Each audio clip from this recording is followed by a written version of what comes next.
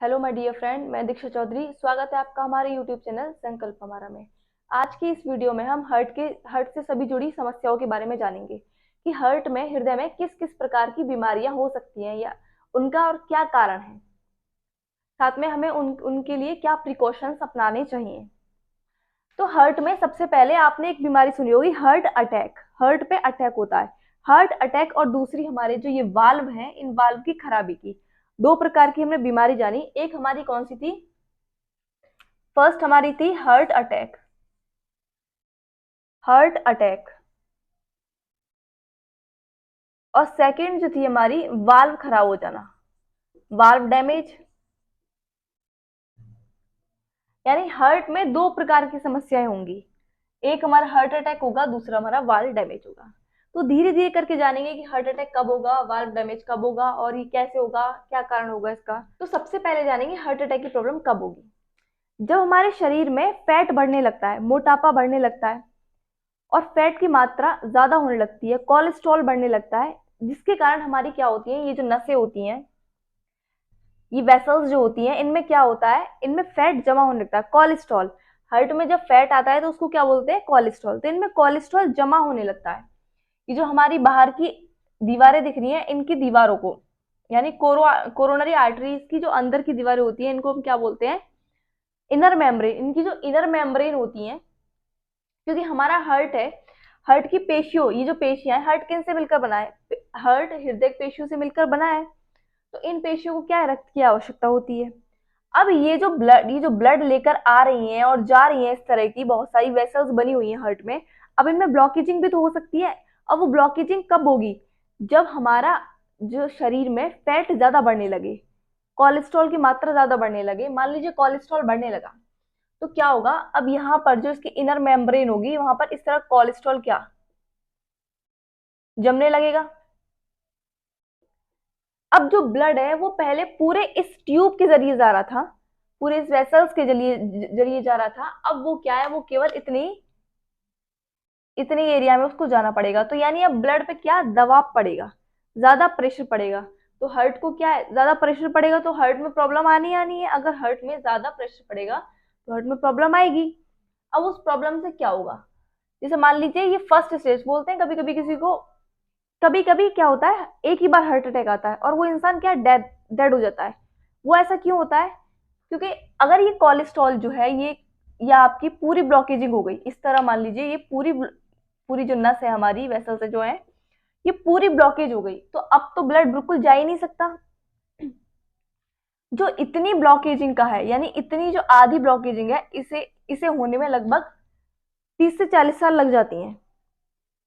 ब्लॉकेजिंग होने में 30 से 40 साल तक, इतनी उम्र तक इंसान जो है, इतनी ब्लॉकेजिंग हो पाती है। लेकिन उसके बाद अगर ये फट गई, ये थैली और ज्यादा फट गई, यानी धीरे धीरे करके इस तरह बढ़ती जाती है थैली, इसमें इस तरह से बढ़ती जाती है। अब ये थैली फट गई तो क्या होगा, यहाँ पे क्लॉटिंग जमने लगेगी, ब्लड की क्लॉटिंग जम जाएगी। अब ये क्लॉटिंग क्या करेगी, ये जो क्लॉटिंग होगी ये मात्र 1 से 2 दिन में ही या कभी 1-2 घंटे में ही क्या है, फट जाएगी। क्योंकि यहाँ तक आने में 30 से 40 साल लग सकते हैं। लेकिन इस झिल्ली में, ये जो अंदर की मेम्ब्रेन होती है, इसमें क्या है, अंदर से जो हमारा कोलेस्ट्रॉल है धीरे धीरे जमा होता जा रहा है, जमा होता जा रहा है। अब ये झिल्ली अगर फट गई तो क्या होगा, तो यहाँ पे ब्लड की क्लॉटिंग जम जाएगी। अब ब्लड की क्लॉटिंग जम जाएगी तो यानी यहाँ पे अब ब्लड की सप्लाई नहीं हो पाएगी।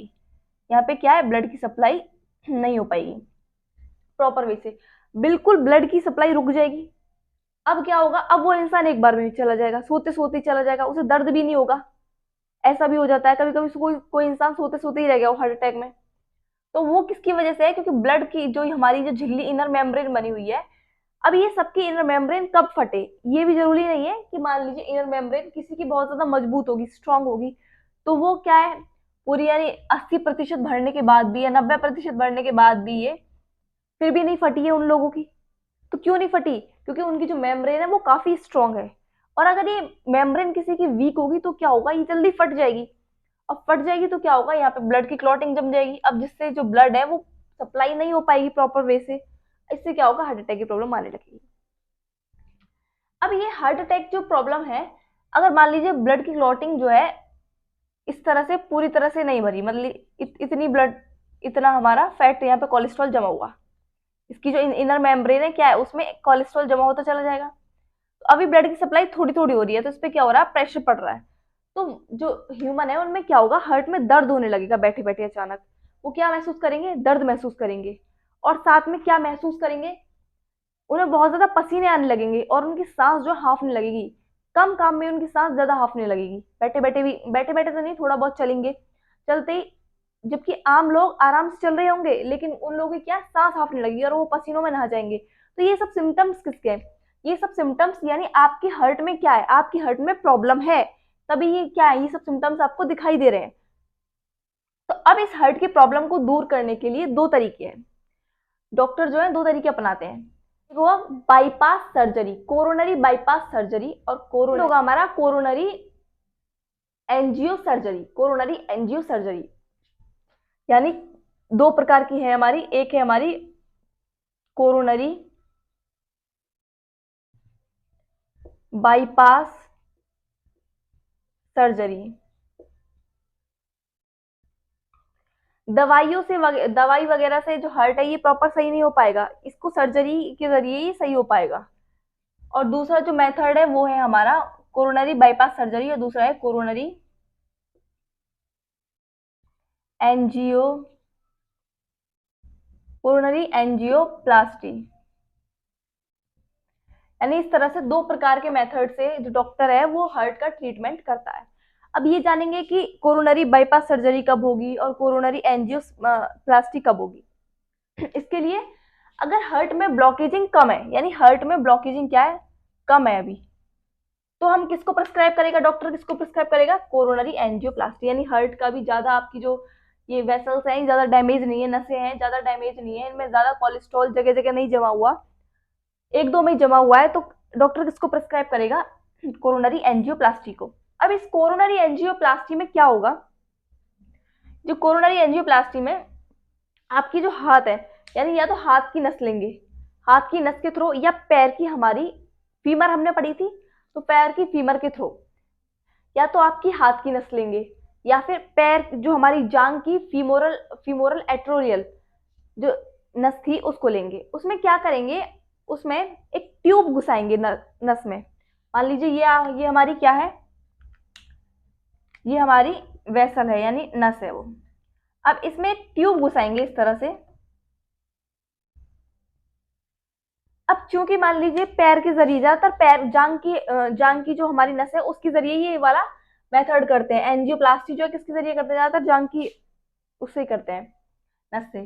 तो जो जांग की मान लीजिए ये नस है, अब इसके अंतर्गत क्या करेंगे, एक ट्यूब डालेंगे। अब ये ट्यूब, अब ब्लड का प्रेशर कहाँ है, ऊपर है नीचे से, अब वो ब्लड कहाँ आ रहा है, ऊपर आ रहा है हार्ट के लिए, तो वो जहां जहां जाएगा, यानी अब हार्ट को यहां से यहां तक आना है, जहां भी ब्लॉकेजिंग होगी वो ट्यूब वहां आकर रुक जाएगी। मान लीजिए ये ट्यूब में ब्लॉकेजिंग यहां तक है, यहाँ पर क्या है, ब्लॉकेजिंग है, अब वो ट्यूब कहाँ रुक जाएगी, वो ट्यूब यहाँ पे आकर रुक जाएगी।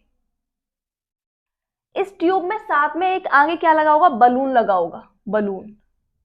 अब ये बलून क्या काम करेगा, जैसे इस तरह की ब्लॉकेजिंग हो रही है इस नस में, कोरोनरी आर्टरी में, तो अब ये जो बलून है हम इसको बाहर से प्रेशर देंगे, पंप करेंगे, तो इसमें एयर भरेगी, एयर भरेगी तो ये क्या करेगी, इसको फैलाएगी। यानी अब जो इस तरह की जो हमारी नर्व थी, अब वो किस तरह की हो जाएगी, अब जो हमारी नस इस तरह की थी वो अब इस तरह हो जाएगी, कुछ अपने आकार से क्या है, फैल जाएगी पहले से। और अब जो ये है ये कहाँ, यहाँ पहुंच जाएंगे, और हमारी जो ये ट्यूब है ये कहाँ, यहाँ तक आ जाएगी। अब इसके बाद इस ट्यूब के जरिए, इस बलून के जरिए क्या है, स्पेस बन चुका है। अब इस स्पेस के बाद अब इसको हम बाहर निकाल लेंगे, ये वाली जो ट्यूब हमने भेजी इसको बाहर निकालेंगे। अब ये बाहर निकलने के बाद दोबारा से पैर की उसी नस के थ्रू एक मेटल की पाइप सी भेजेंगे, जैसे मान लीजिए यही पाइप है तो एक मेटल की पाइप सी भेजेंगे। वो मेटल की जो ट्यूब होगी, उस मेटल की ट्यूब क्या होगा, क्योंकि वो कुछ जाली की आकृति की होगी, किस तरह की होगी, जाली टाइप में होगी। इसको फोल्ड कर दीजिए एकदम गोल, तो इस ट्यूब को यहाँ पर क्या है, अब वो उस ब्लड के जरिए दोबारा से यहाँ तक पहुंचेगी, यहाँ तक पहुंचेगी तो वो क्या हो जाएगी, यहाँ पे सेट हो जाएगी।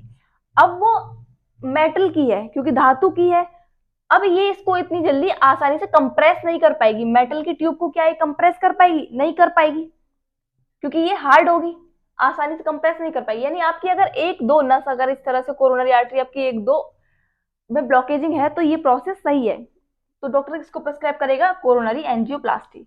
लेकिन अगर हार्ट में ज्यादा ही ब्लॉकेजिंग हो चुकी है, बहुत अलग अलग भागों में ब्लॉकेजिंग हो चुकी है, तो डॉक्टर फिर इसको प्रिस्क्राइब करने से उसका कोई फायदा ही नहीं होगा, तो फिर वो किसको प्रिस्क्राइब करेगा? Coronary bypass surgery. इस बाईपास सर्जरी में क्या होगा? बाईपास का मतलब क्या होता है? कभी आपने सुना होगा कि जैसे बस जाती है तो बस में बोलते हैं कि किसी शहर से होकर जा रही है तो ये बाईपास से होकर जाएगी। तो बाईपास का मतलब क्या? यानी वो शहर के अंदर नहीं घुसेगी, बाहर से ही घुस जाएगी, बाहर से ही चली जाएगी वो उस शहर के।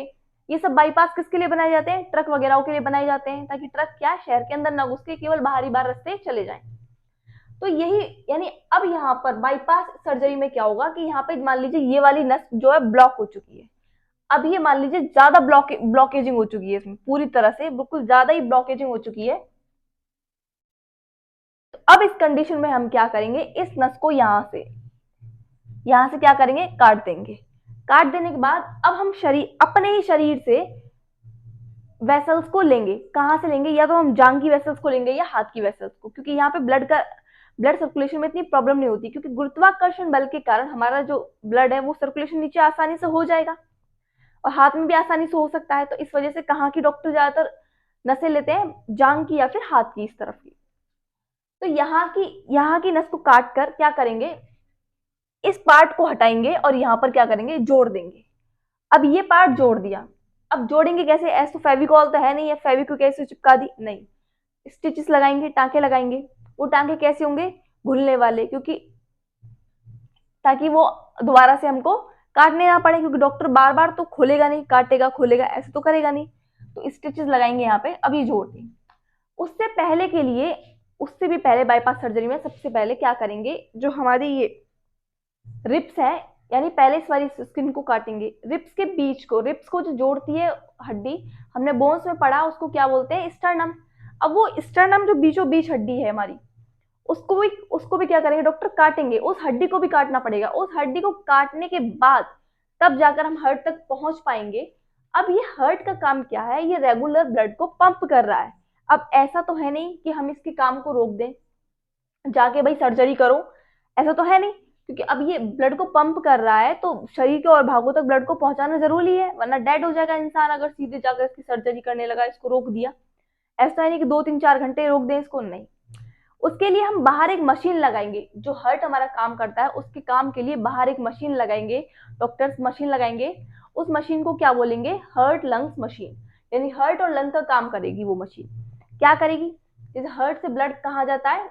यहाँ से पहले ब्लड शरीर के अन्य भाग है उनसे ब्लड इसके थ्रू आएगा, सुपीरियर वेना कवा के थ्रू। फिर कहाँ जाएगा? पल्मोनरी आर्टरी के थ्रू लंग्स में जाएगा। तो फिर कैसा कैसा ब्लड था? डीऑक्सीजनेटेड, जिसमें ऑक्सीजन नहीं थी। अब वो ब्लड ऑक्सीजन लेने जाएगा। तो ये सब काम कौन करेगा? मशीन करेगी। वो मशीन करेगी और सभी अंगों तक क्या करेगी? वो पहुंचाएगी ब्लड को। उसके बाद क्या करेंगे डॉक्टर? जो जो नसें जो खराब है, यानी जिनमें ब्लॉकेजिंग हो चुकी है, उसको काटेंगे यहाँ से और दूसरी नसें यहाँ पे क्या करेंगे? स्टिचेस करेंगे। स्टिचेस करने के बाद अब क्या करेंगे? अब उसको दोबारा से सिलना पड़ेगा। किसको? स्टर्नम को। और जितने भी हमारे यहाँ पे टाँके लगेंगे, तो अंदर वाले जो टाँके लगा जाएंगे वो लगा जाएंगे डिजोल्वेबल, यानी जो डिजोल्व हो जाए, अंदर ही अंदर घुल जाए। दो प्रकार के टाँके होते हैं। एक जो टाँके दोबारा से डॉक्टर को क्या करने? काटने पड़ते हैं। दूसरे जो टाँके होते हैं वो क्या होते हैं? जो अपना आप ही डिजोल्व घुलने लगते हैं, वो वाले। तो अंदर के भागों में तो हम डिजोल्व वाले लगाएंगे और बाहर के जो भाग यहाँ पे होंगे वो कैसे लगाएंगे? काटने वाले। अब इसके बाद क्या होगा? यानी यहाँ तक अब स्टिचेस यहाँ तक हो चुकी है। अब क्या ये सब होने के बाद क्या इंसान को प्रॉब्लम नहीं होगी? इतनी सारी प्रोसेस हुई है, हार्ट का इतना बड़ा ऑपरेशन हुआ है, तो क्या प्रॉब्लम नहीं होगी? बिल्कुल होगी। कुछ दिनों तक आपको बहुत ज्यादा मतलब महसूस, ऐसी और ज्यादा महसूस होने लगेगी प्रॉब्लम, पहले से ज्यादा महसूस होने लगेगी बाईपास सर्जरी के बाद आपको प्रॉब्लम, कुछ दिनों तक। लेकिन धीरे धीरे आपकी बॉडी क्या करेगी? एडजस्ट करेगी उस चीज को। धीरे धीरे एडजस्ट करने के बाद, क्योंकि आपकी यहाँ से भी क्या कटी है? यहाँ से भी बोन कटी है, शरीर के अन्य भाग भी बहुत सारे कटे हैं, यहाँ की भी आपकी फीमर में से भी वो जो जांग की आपकी नर्व नस है वो भी कटी है। तो इन सबको एडजस्ट होने के लिए थोड़ा बॉडी में टाइम लगेगा, लेकिन धीरे धीरे करके क्या आपको एडजस्ट बॉडी कर लेगी। इसके बावजूद आपको क्या करना है, कोलेस्ट्रॉल फैट की चीजों पर क्या करना है, कंट्रोल करना है। ड्राई फ्रूट्स ये सब चीजें क्या है, नहीं खाने ने। तो इन सब चीजों को क्या करते हैं, मना करते हैं डॉक्टर हार्ट के ऑपरेशन के बाद। ये हो गया हार्ट के ब्लॉकेजिंग का। दूसरा, हार्ट में और क्या बीमारी हो सकती है। जो हमारे वाल्व हमने देखे, ये वाल्व किसका काम कर रहे थे, डोर का। डोर का यानी आने और आने का जाने का। केवल एक ही तरफ, वाल्व का मतलब होगा कि केवल एक ही डायरेक्शन में आप जा सकते हैं, दूसरी डायरेक्शन में आप नहीं जा सकते। तो यहां से ब्लड आता था। हमारे 4 प्रकार के हमने वाल्व पढ़े। पल्मोनरी वाल्व, दूसरा हमारा एट्रियल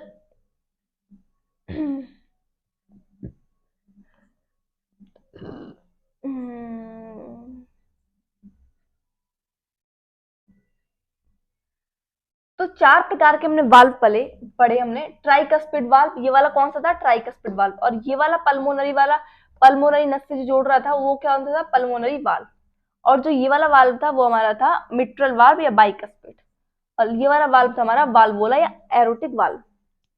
अब ये वाल्व, अगर वाल्वों में क्या खराबी होगी, ये वाल्व जब मान लीजिए किसी हार्ट का पेशेंट है, अब उसका ऑपरेशन वगैरह हो चुका है या फिर उसको हार्ट अटैक आ चुका है, तो ये जो हृदय की जो पेशियां हैं, इनमें क्या होगा, ये थोड़ी ढीली हो जाएंगी, फैल जाएंगी। जिसकी वजह से अगर ये फैलेंगी तो ये जो वाल्व है ये भी फैल जाएंगे, आराम से फैलेंगे ये भी। अब यहाँ से जो ब्लड आ रहा था जिस रिदम से, अब ये वाला हिस्सा क्या करेगा, पंप करेगा। अब ये पंप करेगा तो ये ब्लड वापस इसमें चला जाएगा। अब इसमें चला जाएगा तो यानी ब्लड के सभी अंगों को प्रॉपर वे से क्या नहीं मिल पाएगा, ब्लड नहीं मिल पाएगा। तो ये समस्या भी, प्रॉब्लम क्रिएट हो जाएगी। या तो वाल्व क्या हो जाएंगे, ये फैल जाएंगे, या ये वाल्व क्या हो जाएंगे, आपस में चिपक जाएंगे, सिकुड़ जाएंगे। तो ये भी क्या प्रॉब्लम होगी, वाल्व में प्रॉब्लम होगी। वाल्व की प्रॉब्लम अक्सर कब देखी जाएगी, इसके सिम्टम्स क्या होंगे, इंसानों को जैसे एसिडिटी बनती है, तो एसिडिटी में क्या होता है, कलेजे पे क्या बनती है, जलन मचती है। तो ये सब किसके कारण होगा, अगर आपके वाल्व खराब है तो आपके कलेजे पे क्या जलन मचने लगेगी। और क्या प्रॉब्लम होगी, तेज फीवर आना। तेज फीवर अगर आपको आएगा तो ये किसके कारण होगा, तेज फीवर वगैरह कारण होगा, तो ये वाल्व के कारण होगा। यानी आपके वाल्व अचानक पैरालाइसिस होना, फालिस पड़ जाना, फालिस बोलते हैं ना, तो पैरालाइजिंग पड़ जाना, यानी आपके किसी अंग में, मान लीजिए ये वाल्व खराब है और यहाँ से ब्लड जा रहा है। अब मान लीजिए मेरे इस अंग में, हाथ में प्रॉपर वे से ब्लड नहीं जा पा रहा, क्योंकि ये वाल्व का ब्लड वापस जा रहा है, या ये वाल्व आपस में चिपक चुके हैं, मिल चुके हैं बिल्कुल, तो ब्लड प्रॉपर वे से हाथों में नहीं जा पा रहा, तो हाथ के अंग जो है हमारे काले पड़ने लगेंगे ये, और इनमें क्या ब्लड की सप्लाई नहीं हो पाएगी। तो अचानक क्या है, पैरालाइजिंग प्रॉब्लम होने लगेगी। तब डॉक्टर देखते हैं कि मतलब कोई ऐसी प्रॉब्लम तो है नहीं, ये पैरालाइजिंग की प्रॉब्लम क्यों हुई है, तब इसका चेक करते हैं कहीं हार्ट में वाल्व की प्रॉब्लम नहीं, वाल्व की प्रॉब्लम तो नहीं है। तो ये सब किसकी वजह से होते हैं, वाल्व की जब खराबी हो जाती है तब। और एक और वाल्व में कब और एक और प्रॉब्लम हो जाएगी, जब कैल्शियम की मात्रा ज्यादा हो जाएगी। कैल्शियम की मात्रा ज्यादा हो जाएगी तो आपके जो ये वाल्व है इनमें कैल्शियम क्या है, जमा होने लगेगा, तो हम इनको बोलेंगे कैल्शिफाइड वाल्व। कैल्शिफाइड वाल्व यानी ऐसे वाल्व जिनमें कैल्शियम ज्यादा है, जम चुकी है। तो इस प्रॉब्लम में भी क्या होगा, ब्लड नहीं जा पाएगा आराम आराम से। तो ये सब प्रॉब्लम क्या हो जाएंगी, क्रिएट हो जाएंगी। तो हमने हार्ट में प्रॉब्लम देखें किस प्रकार की हमारी हार्ट में समस्याएं थी। एक थी हमारी हार्ट अटैक की, और दूसरी हमारी क्या थी, वाल्व की प्रॉब्लम थी। तो आज हमने हार्ट के बारे में समझा, और हार्ट का चैप्टर यहाँ तक समाप्त हुआ। इसके बाद हम ब्लड के बारे में समझेंगे, ब्लड का सिस्टम क्या क्या होता है। तो आज की वीडियो में इतना ही, मिलते हैं नेक्स्ट वीडियो में। अगर आपको मेरी वीडियो अच्छी लगी तो प्लीज वीडियो को लाइक करें, चैनल को सब्सक्राइब करें और इसे ज्यादा से ज्यादा अपने दोस्तों में शेयर करें।